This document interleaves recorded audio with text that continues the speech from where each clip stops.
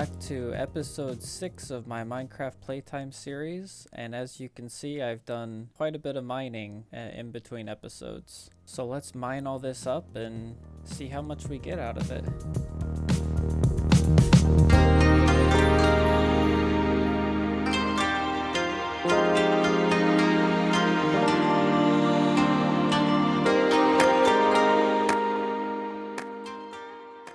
There we go. Now that's gonna get us a lot farther than what we had before. Got us almost a full stack of diamond blocks, plus, a little extra.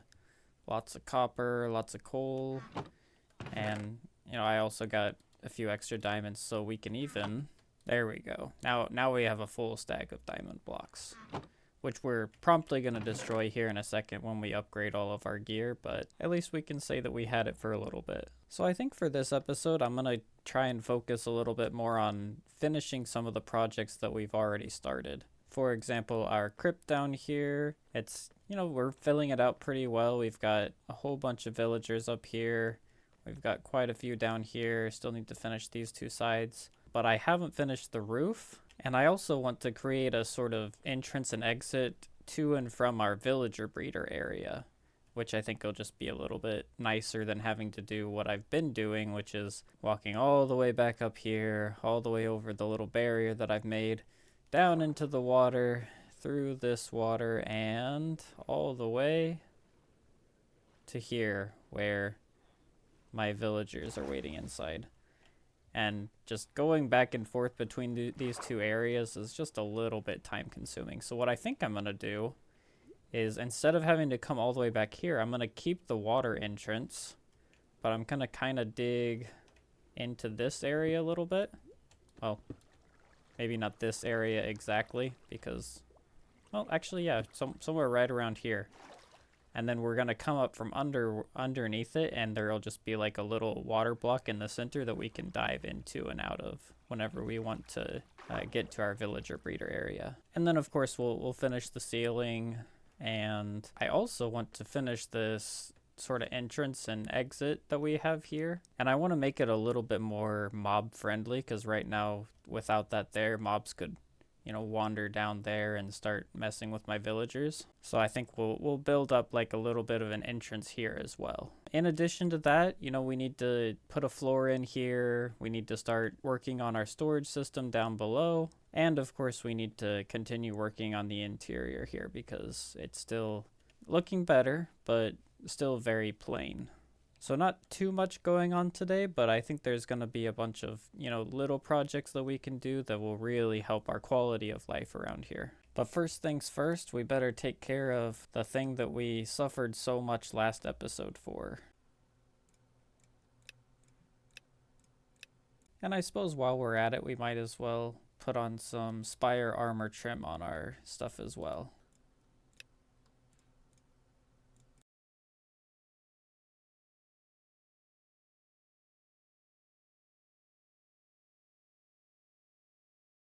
Not too shabby. Alright, and one final step, and that is pretty cool. That's the first time I've ever gotten an armor trim, but I like it. It's just a shame that, we're not going to see it all that much, because we're always looking like this in first person, but it's all good. At least we'll look really cool to our horse, right? And with that all done, it's time to head into the crypt to get some work done. And I think we'll just choose the block here right in the middle, which would be this cherry log. Dig that out. Make sure it's correct, and there we go. So it's going to be right here. So we just got to dig through here, and I suppose we'll even go ahead and waterlog our tunnel so that we can continue to swim through it, and then we'll have a nice easy entrance into the crypt up here. Now the astute viewer may recognize that I actually picked the wrong center block there despite checking multiple times, but now we've got ourselves a working little water passageway that cuts the amount of time that it takes to get to and from my villager breeder area down quite a lot, so this will be nice. So when I go about detailing or, working on interiors, I kind of like to start by just building something up and then slowly replacing it as I go. Just giving a room a floor and walls can sometimes be enough to get your imagination flowing. So for this build, getting the bookshelves in was what really made this building come alive for me. I generally started with the bookshelves and then moved onto the floor and then the walls and then started adding little bits of furniture and then doing other decorations. The other thing that I think is really important for me is to make sure I put things into steps that are as small as possible. Looking at a massive room can be kind of overwhelming sometimes, so breaking it into parts can be a really big help. When I don't know what to do or I start to struggle with what comes next, I might just choose a tiny portion of the room and just focus on the floor there, or just focus on the walls. And when in doubt, I think it's better to do something that you might have to take down later than to just do nothing at all. For example, these areas I always imagined as sliding doors, but I didn't know exactly what I wanted to do with it. So I just put in some spruce trapdoors and called it good. Then later, when I had a slightly better idea, I came back and switched it to birch, which I think fits the aesthetic a bit better. And then I even went back and added another set of trapdoors directly against it to give it more of a three-dimensional feel to it. Because at the end of the day, I think it's those little details that really make a build come to life. And I think that's why I keep coming back to Minecraft over and over. You could easily look at Minecraft and say that it's just a bunch of square blocks, but then you see really amazing builders go out and make a collection of square blocks into something that you feel like you could just fall into. They make you want to jump into the screen and just live in that world and experience everything that it has to offer. So when I play Minecraft, no matter what I'm doing or building, I'm always trying to build something that feels alive, that I just want to jump inside and experience. So this is the part of the game that's the most fun to me. When we look at cool builds, it's easy to think of them as just big structures, but to the person that made them, they're more than that. They're a massive collection of tiny details and memories that, when looked at as a whole, become that cool build that everyone else sees. That's the main reason I made this channel in the first place. I really love what I make, but the one thing that will always be better than admiring something that you did is sharing that same thing with other people. So to anyone watching this, I just want to say thanks for stopping by, and I hope you enjoy the process as much as I do. So I've been busy grinding out books for our new library, and I've just been getting some fire protection 4 books from this guy, and just found he also has mending for only 1 emerald, which is, I think, even cheaper than my actual mending villager, which is actually giving them for 10. So this guy became superfluous pretty quickly. Now, one of the problems with being a bit of a perfectionist is I run into little details like this, where I've got these support beams that need to be here, but I don't know, I really like these bookshelves to be right here like this, because I just feel like having those up there makes it look quite a bit cooler. But at the same time, structurally doesn't really make all that much sense to have a pair of bookshelves right in between, or like right in the middle of the support beam. So I think in this particular situation, we might just need to kind of err on the side of cool, if that makes sense. And I think we're just going to leave it like this. I'll go ahead and change these ones over there. And then the other thing is, I'm just not sure what to do about this beam right here. Because on the other side, I think it looks really good, because we've got this beam coming down and it's just going right on top of our little private rooms right here, and it doesn't really cause any problems. And it also breaks up this really big piece of ceiling right here, which I think is pretty important. But here it runs right into the bookshelves, and it's not quite symmetrical. I've only got one, so it's gonna be going into either this side, or I would have to run it like right here along this side, and I don't know that I like it going right in front of the bookshelves like that. It just kind of makes it feels like it'll make the hallway feel just a tiny bit lopsided, if that makes sense. All right, and then it looks like this with the beam removed, and then I moved this one back just a little bit to line up with the bookshelf. I don't know. I mean, I think it could be okay. I feel like this is a little bit big to not be broken up by anything. I'm just not really sure. Maybe if I run it on this side. No, definitely not that, because it doesn't break it up enough. I think it has to be here at the very least. I don't know. I'm gonna have to fiddle with it and decide what I want to do. I think at the end of the day, this is kind of a silly thing to be spending so much time on, but I think I'm just gonna take all this down and put it back here the way it was, and I'll just have to think about it and decide what I want to do later. But regardless of how I feel about those little tiny details, I really like what we have going here, and I think it's about time we started moving some bookshelves in. I've started kind of working with my villagers just a little bit, and obviously we don't have anywhere near enough books to fill all of these bookshelves, but I think we can at least get a start. But what I want to do before we do that is I want to find a way to organize them, because I want to have, you know, like I'll have mending books here and protection books here, and I want to have kind of a system that I follow as I go through here. Maybe I'll have like some lecterns or something, or maybe I'll use signs. I'm not really sure. I'll have to think about it, but I'm gonna get to that, and then I'll let you know what I come up with. And I think signs are gonna work perfectly. See, I've kind of got like blast protection, fire protection, kind of telling you where certain books are. I didn't include the numbers just because there wasn't enough room on a lot of the signs, and I even had to kind of shorten projectile protection. And I think it's pretty clear as to, like, you know, what's where. Like, this sign is going to be showing books in this aisle, whereas this sign is going to be showing books in this aisle, and then the arrows just show which side of the aisle. And maybe I ought to put it on either side, but I don't know, we'll see. But I'm just going to keep going through with all the books that I have, and I might even start bringing in some of our books to fill out the library. Well, it took an incredibly long time, but we've got the starts of having books in our library. I've got them kind of organized like this, and, you know, obviously there's huge swaths of the library that still don't have much of anything in it.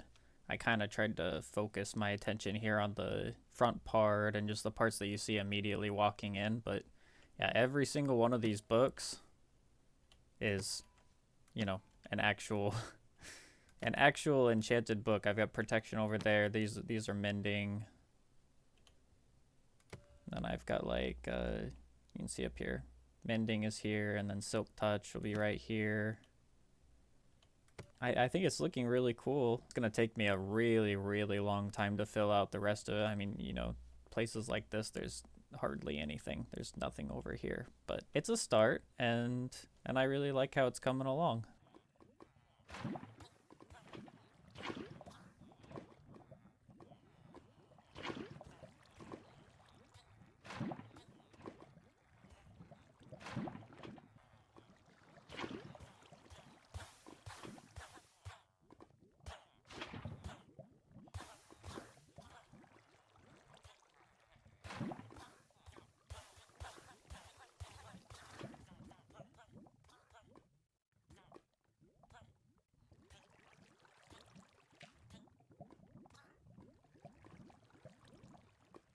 Well, I kind of just got in the groove, and I was thinking what I can build down here on the first floor, and I ended up going through and building an entire bamboo farm over here. So we've got a bamboo farm right here. I had to dig out the wall a little bit, as you can see over on this side, but I think this is totally fine. It was a little bit too big, but I kind of plan on terraforming this so that the hill kind of goes all the way up to the roof here, both on this side and then also over here on the back side. So no need to worry about this. It'll all be covered up in the end anyway.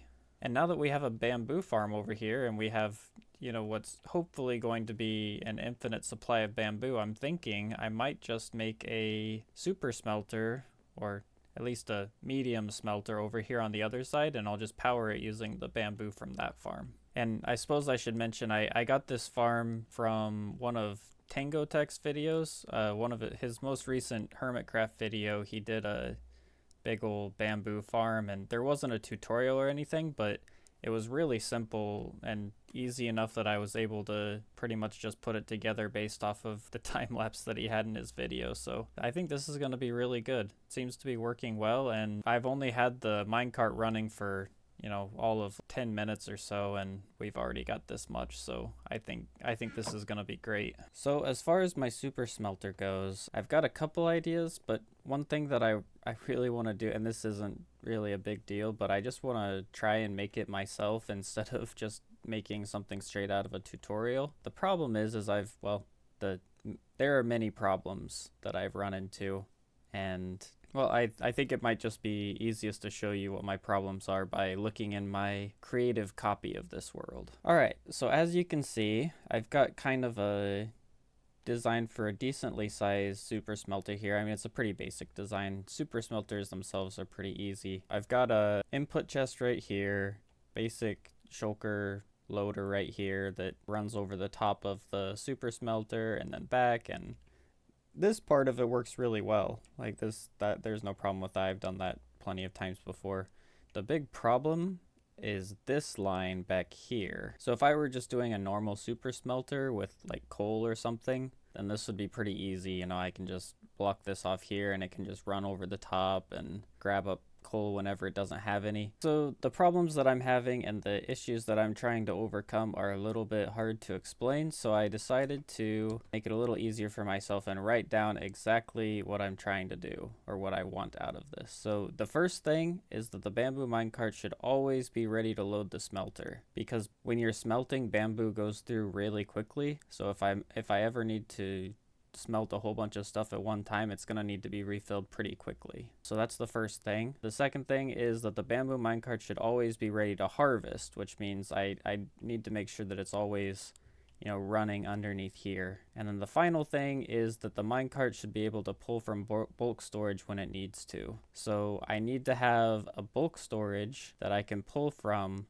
that will then have the minecart go through, fill up the storage, and then when it's not doing that, it needs to be over here farming more bamboo and in a system over here. And now that I say this all out loud, I think it actually makes the most sense, and this probably should have been super obvious to me from the start, but I should probably separate the two systems. So I'll have this system over here with this minecart only handling the bamboo, and then I'll have a separate system that hooks up to the storage over here and we'll run over here to the super smelter. So I think maybe that might be the obvious solution to my problems. So I'm going to work on that just a little bit and then I'll see where I get. So I think this is my first problem here. And if you have absolutely no idea what any of this redstone does, I'm not a redstone master by any means, but this is just a basic shulker box loader. So what it does is, if I destroy this, if I put a shulker, or not a shulker, if I put a minecart here, and it goes on top of this, it's going to stay here until it's loaded up with all this stuff. There's just a comparator looking into the hopper here and detecting if there's like stuff inside of it, which there is right now. And then it turns off this redstone signal, which blocks this. And if everything gets emptied out of it, then the minecart will go. So it's full and this is empty, so it just goes and leaves. The problem that I have is that this system, this should always be full. So when the minecart comes in and gets all loaded up, even after it's loaded up, there should still be stuff inside of this hopper. And if there's stuff still inside of this hopper, then the comparator is still going to be on and it's still going to be turning off the signal, which means this isn't going to leave, which means I'm going to have to use a different system than I know how to do, and I'm not entirely sure how to go about doing that. So I'm gonna have to maybe look up some redstone stuff and see if there's anything I can figure out. I think the solution to what I'm doing is that I need to have something detecting the minecart with the hopper, and the only way I can do that I know of is with a detector rail, because I looked up in a tutorial online and I found this. It's not exactly what I'm looking for, but basically what it does is it detects whether or not there's an item inside of the minecart with hopper and then changes the direction based off of that. So you can see this doesn't have anything in it and it goes that way, whereas if I put something in it, then it goes straight. So it's not this isn't what I want to do. But I think this little portion here where it's using the detector rails is something that I need to use. So I'm kind of fiddling with it over here. And I think what I need to do is I need to detect when this shulker box is full, because it doesn't really matter if I look at the hopper over there, because the hopper is always going to be full. So no matter what I do, it's always going to be full, assuming my farm is working correctly. So what I need to do is I need to activate it based off of when the minecart is full. And so you can see if I have this comparator here and I put, a stack of items in here, then it'll activate a signal here. And then you can see if I fill it up even more, like all the way, then the signal goes all the way over here. So it gets way, way stronger the more items are in it. So I think what I need to do is I need to set up a signal where it will only activate if it's all the way completely full, which means it goes to here. There's a couple problems with that. The first one being there's no powered rail under here, so I'm not entirely sure how to actually get the cart moving. And then the next one is, how do I actually get this redstone to detect that something is at this much power, which I think I can do by comparing it to a chest or something, but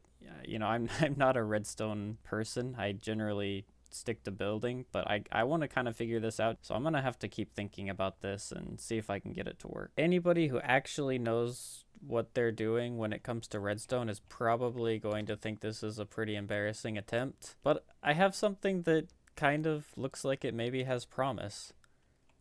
So right here, I've got the loading station. So this is going to be where the loading station is. The hopper will be right here above it. And what I'm thinking is I can send a signal every once in a while. I can probably just set up like some kind of clock right here that will send this off every once in a while. And whenever it does, it'll send it over here onto this, and it'll just send it in a loop. So it'll go here, hit onto this activator rail, and then go straight back. So this is just going to loop it back and forth, but the important thing is that it's going over this detector rail right here. And what I did is I set up this detector rail with, I know this is probably really janky and there's a better way to do this, but there's 1, 2, 3, 4, 5, 6, 7, 8, 9, 10, 11, 12, 13, 14, 15, and then a repeater right here. So when there is a when there's a minecart on here, see there's no signal, but if there's an item in it, it gets signal.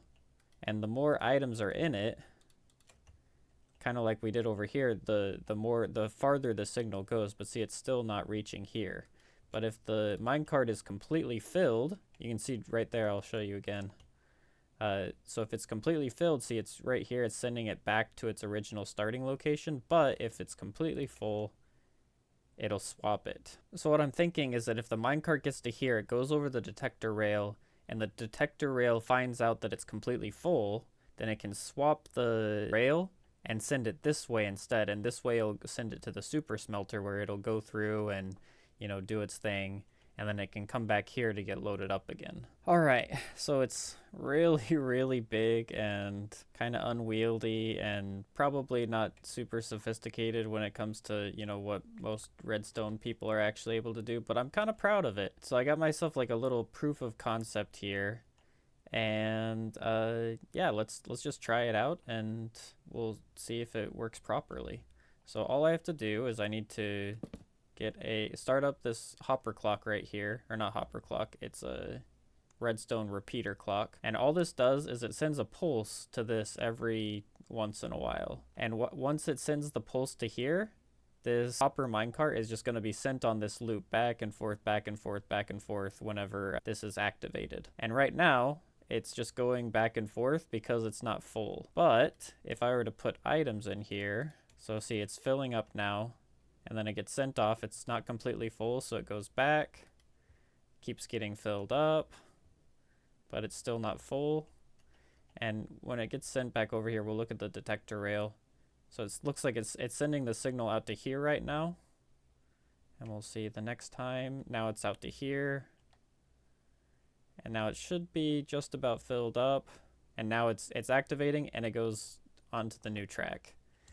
So yeah, it's kind of bulky, and I don't know, this is my first try. So but it's something that I made by myself, which I'm kind of proud of. I mean, I had to look up a lot of guides on like how to use detector rails and how to do like little things, but yeah, I'm actually super proud of this ridiculous machine. So I'm gonna work on it a little bit and see if I can get it to work, and yeah, I'll show you how it turns out. All right, I've been at it for quite a while. I've recreated the same system down here, except I used a etho hopper cloud instead of the repeater chain that I used up above. So this should just be a little bit better. It'll be a little bit longer, and I can change the time based on, you know, how often I want this to go off. But I think it's ready to test now. It should be filling up all of my chests with bamboo, so I'm gonna run it a few times and see if it works just fine, and we can get some of our furnaces filled up with bamboo, and then I'll go ahead and run the smelter and see if it actually worked. And if I just place this here, then everything should work properly. It goes over here, checks,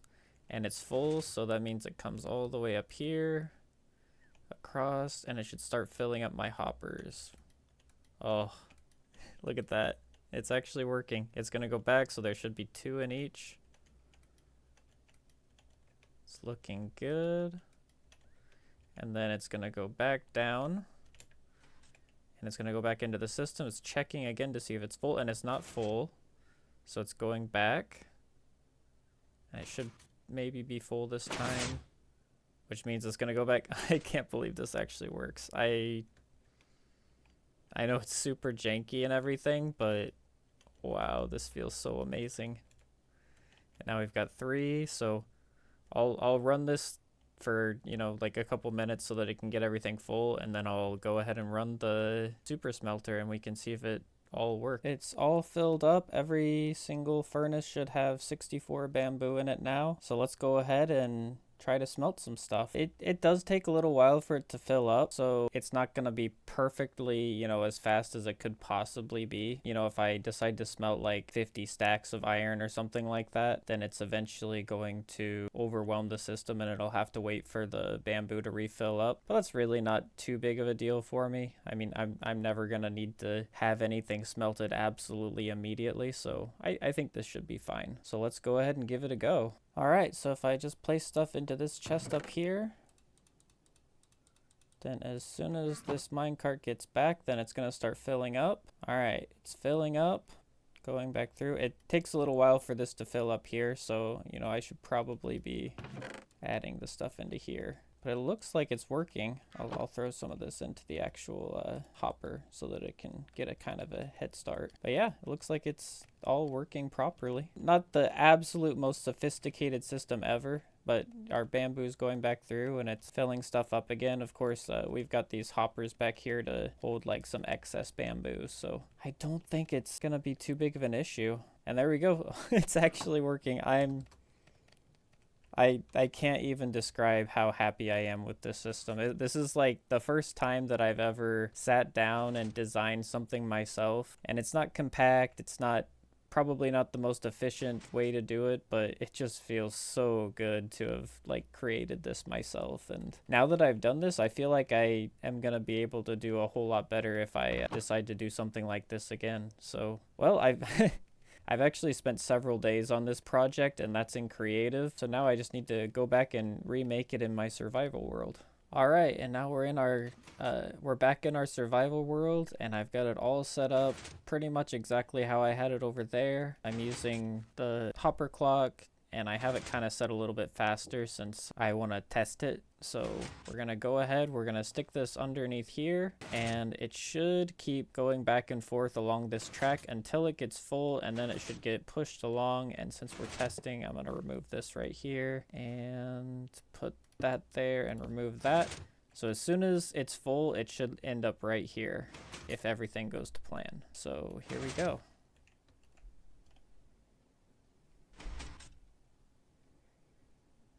Alright, so it's not full, which is good.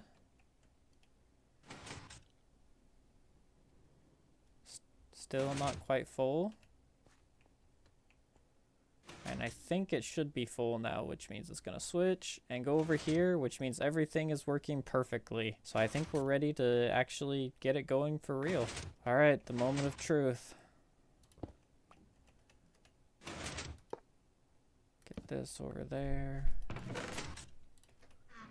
Alright, so I'm going to put this down and it's going to start loading up, and we should hopefully see the minecart appear over here at our furnace. There it is. And it should be putting 1 bamboo every time it goes across. So it's got 1 right now. And then it went by, so there's 2. So our bamboo feeder is working exactly as planned. I'm gonna go ahead and let this run for a while so that it can fill all the furnaces and the hoppers behind it, and we'll give the full smelter a test. Well, I was about to get my super smelter started, but it looks like we have some unwanted visitors. And I figured what better to test our new smelting system with than all the copper that we mined from earlier. I think the only thing left to do is to put this minecart down there, make sure it's running back and forth properly. Now we just fill this thing up. I really hope this works. And it's off. Activating everything in a line. There should be 2 in each one now.